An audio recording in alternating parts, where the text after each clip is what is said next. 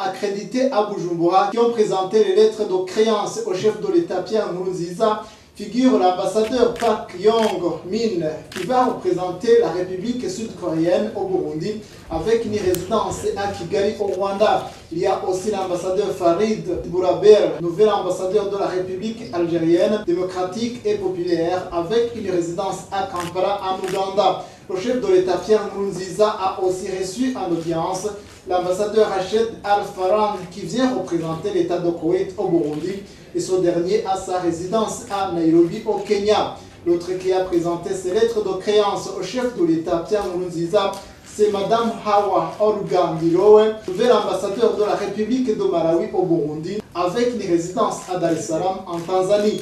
Le chef de l'État Pierre Nkurunziza a également reçu en audience M.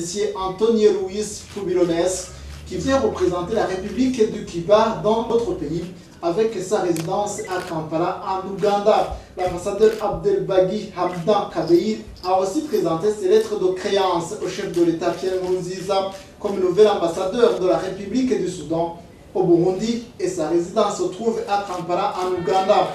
Pierre Nkurunziza a enfin reçu en audience l'ambassadeur Michel Xavier Biang qui venait lui présenter ses lettres de créance comme nouvel ambassadeur du Gabon avec une résidence à Kinshasa en RDC. Au cours de ces audiences, les échanges ont porté sur les relations entre le Burundi et ses différents pays et certains de ces ambassadeurs étaient même porteurs de messages spéciaux au chef de l'État Pierre Nkurunziza. Le chef de l'État a accepté ces lettres de créance, a félicité les ambassadeurs et en outre briefer ces diplomates sur la situation qui prévaut au Burundi en passant par un aperçu historique pour leur parler du Burundi profond, un Burundi différent de ce Burundi qu'on entend par la voix des ondes. Le chef de l'État leur a dit que la paix et la sécurité reviennent de plus en plus au Burundi et que la paix et la sécurité sont dans les phases de consolidation et que par conséquent le Burundi a besoin de l'appui de la communauté internationale.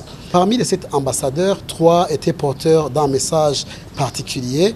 Il s'agit de l'ambassadeur de la Corée du Sud qui a demandé à la République du Burundi, par le biais du chef de l'État, de faire en sorte que la résolution 2270 du Conseil de sécurité des Nations Unies qui demande à la Corée du Nord de ne pas provoquer la Corée du Sud et les pays de la région puissent être renforcés. Un autre message particulier venait de l'ambassadeur de Koweït qui remercie le gouvernement du Burundi pour son soutien indéfectible en 1990 lorsque le Koweït était envahi par les troupes irakiennes de Saddam Hussein. Le dernier message particulier était en provenance du Gabon. Il y a des accords de coopération entre le Burundi et le Gabon qui datent de 1975 et qui par conséquent devraient être revus pour que les accords soient adaptés aux conjonctures sociopolitiques du moment. Le chef de l'État a promis que les requêtes seront analysées par le gouvernement du Burundi. Alors que tous ces ambassadeurs ont tour à tour apposé leur signature dans le livre d'or.